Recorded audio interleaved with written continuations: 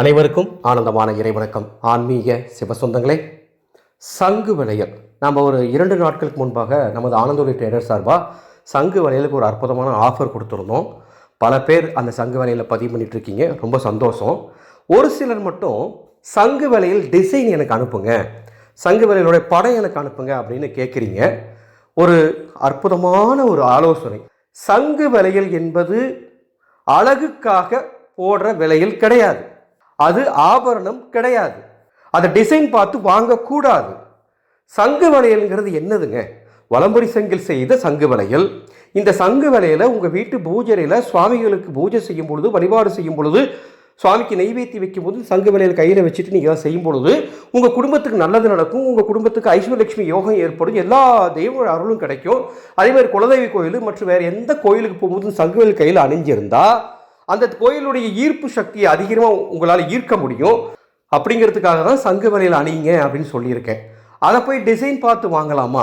சங்கு வளையல் அழகுக்காக வாங்குற பொருள் அல்ல, அது தெய்வீகத்தை ஈர்ப்பதற்காக ஒரு பெண் கையில் அணிந்து கொள்ள வேண்டிய ஒரு பொருள். சங்கு வளையலை பொறுத்தளவுக்கு 2.2, 2.4, 2.6 அளவில் செய்வாங்க. ரொம்ப ரேராக தான் 2.8 பண்ணுவாங்க.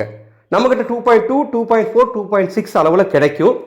இந்த சங்கு வளையலை பூஜை பண்ணி, முறைப்படி பூஜை பண்ணி தான் கொடுக்குறோம். இப்போ கூட நீங்கள் வீடியோவில் பார்த்துட்டு இருக்கிறது, நேற்று 16 சகோதரிகள் இந்த சங்கு வளையல் ஆர்டர் பண்ணியிருந்தாங்க.